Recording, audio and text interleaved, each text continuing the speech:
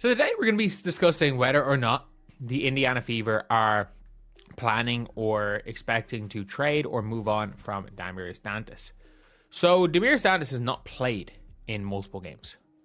If you look at her game log, she has been playing less. She's played less minutes every single game on the year. She's played less minutes, and the only game where she was statistically with the the stats show was a positive was the Seattle game, where she also dropped two routine passes for layups from Caitlin Clark. It is one of those things. Caitlin Clark looked over during the final minutes of the blowout and saw a sight that sent shockwaves through the entire Indiana Fever organization. 2 straight games of zeros, 2 straight games where a veteran presence was completely erased from the rotation without a single word of explanation. The tension in the locker room has reached a breaking point because everyone knows what happens next. When a player of this caliber suddenly hits the DNP list while the team is winning, it only means one thing: the bags are already packed, the phone calls have been made, and a trade that no one saw coming is about to change the trajectory of Caitlin Clark's rookie season forever. Where she also dropped two routine passes for layups from Caitlin Clark. It is one of those things where Damiris Dantas is clearly not good enough, but they blew out the Portland Fire. They destroyed them. They absolutely destroyed Portland. And Damiris Dantas still didn't play. For me, that's a concern.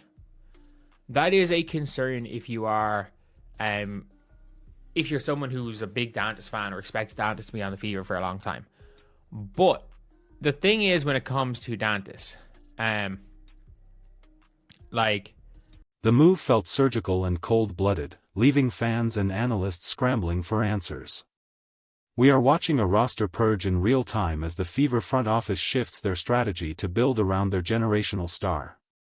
The most confusing part isn't just the lack of playing time, it's the timing of it all. Even in a massive blowout against Portland, where the starters were resting and the bench was getting run, the vets stayed glued to their seats. It's a move that usually signals a trade is imminent because the team cannot risk an injury to an asset they are actively trying to move. Caitlin is reportedly in shock because the veteran leadership she was promised is vanishing before her eyes in the middle of a playoff push. We're going to be wanting Dantas. There is an idea of a stretch big in there, and I think you could scam a team for a stretch big. I really think you can, on a minimum contract. And I think you could scam a team for a 3rd round pick to take Damiris Dantas. There is definitely going to be some team that overthinks it. I'm just trying to think of dumb teams. The Toronto Tempo are pretty dumb. They're pretty dumb. I get it, they're 3 and 4. But they are putting together, they're imagine an old WNBA team that doesn't do anything analytics wise and just wants to put together players. And they just fired a player as well. If you look closely at the game logs, the evidence of this fallout has been building for weeks. Minutes have been trending downward in a deep decline, almost like the coaching staff was slowly phasing them out of the system entirely. In the rare moments they did see the floor, the chemistry was visibly broken. We're talking about routine passes from Caitlin Clark being dropped or fumbled out of bounds, leading to unnecessary turnovers that clearly frustrated the rookie sensation. It reached a point where the statistical impact was so negative that the team had no choice but to pull the plug. But instead of a simple benching, the total disappearance from the lineup suggests a much deeper organizational rift. They are putting together, they're imagine an old WNBA team that doesn't do anything analytics wise and just wants to put together players. And they just fired a player as well. Maybe the Toronto Tempo are we don't really like Shiskaita. Temi's going to be out for a while, and we don't know what the hell's going on with Izzy Harrison. So, are we going to go and trade? Fuck it, if I'm Indiana, the player I'm looking to go and pull in is Maria Conde hasn't been living up to reputation. She's a long wing. She is a long wing. The Fever have shown us exactly how they operate when they're done with a player. Look at what happened with Sierra Walker-Kimbrough earlier this season. She played a handful of minutes and was essentially cut before she could even get back to the locker room. This front office doesn't believe in slow transitions or sentimental goodbyes. They are operating with a level of ruthlessness that has the rest of the league on high alert. My theory is that the front office is currently engaged in high-level trade talks to secure a piece that actually fits the high-tempo offense Clark wants to run. They aren't just sitting these players because they're struggling, they're sitting them because the deal is already on the table. There's actually no reason, and there's also no reason why.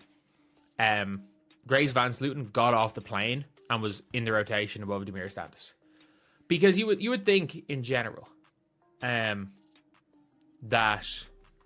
Damiris Dantas is like she'd be ahead of the pecking order over someone who got off a plane that morning. And not playing her in any garbage time minutes either means that they don't want to hurt her. They don't want to go and play her. There's no other logic to that other than they're trying to trade her. You've seen it in the NBA where there is a specific type of player that Indiana is hunting for right now, and it's someone who can actually catch the ball on the move. The current roster has struggled to keep up with the breakneck pace that the Fever are leading the league in. When you have a point guard who sees the floor 3 steps ahead of everyone else, you can't have veterans who are playing slow down ball and clogging the lanes. The rumor mill is pointing toward a potential scam trade, where Indiana targets a team that overthinks their analytics. There are plenty of teams looking for veteran presence or a stretch big on a minimum contract, and Indiana is ready to pounce on the first GM who picks up the phone. When the Fever absolutely should have been fined, but they got warned. The Connecticut Sun did the exact same thing with Brittany Griner, and no one gave a shit. They did the exact same thing. It's like both the punishment should have been the same for both of them, or the warning should have been a league-wide warning, not just a Fever warning. But yeah, for me, this is an interesting development to see what ends up happening because, look, I know obviously the team likes Damiris Dantas. Obviously, Damiris Dantas seems to be a lovely person, but she's terrible. Like she's legitimately terrible. It's one of these things where, one name that keeps surfacing in these trade circles is Maria Condé. She's a long, athletic wing who hasn't quite lived up to her reputation elsewhere, but has the physical tools to thrive in Clark's system. If Indiana can flip a veteran who isn't playing for a high upside wing, it changes their defensive ceiling instantly. The problem with the current rotation is the lack of length and lateral speed. You can see it every time a veteran fails to run back on defense or misses a rotation on the perimeter. Caitlin Clark is out there playing at 1,000,000 miles per hour, and she needs teammates who won't leave her hanging when the transition game kicks into high gear. Terrible. It's one of these things where, Damiris Dantas just doesn't fit. Maisha Hines-Allen fits. Mo Billings, whatever it is, the ideal version of Monique Billings that people think they're getting fits. I don't think that's Monique Billings, but the player that people think Monique Billings is fits. At the same time, the most telling sign that a trade is forced and immediate was the arrival of Grace Berger into the rotation. She literally got off a plane and was shoved into the lineup over established veterans who have been with the team all season. There is no basketball logic that justifies playing a player who just traveled across the country over a healthy vet unless the front office has forbidden the coaching staff from using those veterans. It's a classic NBA-style move where a player is mothballed to protect their trade value. If they go out there and have another bad game or, heaven forbid, twist an ankle, the trade value evaporates instantly. They have her on a minimum next year. So she's not a trade asset. You can cut her tomorrow. She's not a trade asset you have to give up anything to get. But you could get a third round pick for her. You could get maybe you go to Atlanta and are we know you guys want to shoot the ball. You're not really playing Sika Kone, and you're going to play her even less. We'll take Sika and play Sika as a backup center. Because that is still, I'm not going to say it's as much of a position need now Grace Van Sluten in there, but you can never have You can never have enough length and athleticism. That is some. But let's talk about the human element here, because Caitlin Clark is caught in the middle of a professional firestorm. These are the players who were supposed to mentor her through the rigors of her first professional season. To see them sidelined and potentially shipped off during a winning streak has to be jarring for a young leader. Reports suggest she was blindsided by the DNPs, expecting to have her full support system on the floor during the final stretch of the season. Instead, she's watching the roster transform into a youth movement right before her eyes. It's a trial by fire that will force her to become the undisputed voice of that locker room much sooner than expected. There is also the dark cloud of potential league investigations hanging over the Fever right now. The WNBA is very strict about injury reporting, and if a player is healthy but being sat for undisclosed reasons, it can lead to massive fines. We saw the Connecticut Sun and even the Las Vegas Aces get warned about similar roster manipulations in the past. If Indiana is claiming these players are available but refusing to play them even in garbage time, the league office is going to start asking questions. It's a high-stakes game of poker, where the Fever are betting they can close a trade deal before the commissioner's office decides to make an example out of them. The technical fit is where the story gets really interesting.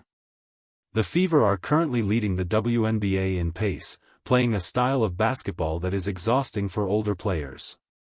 Some of these veterans simply don't have the legs to sprint for 40 minutes anymore.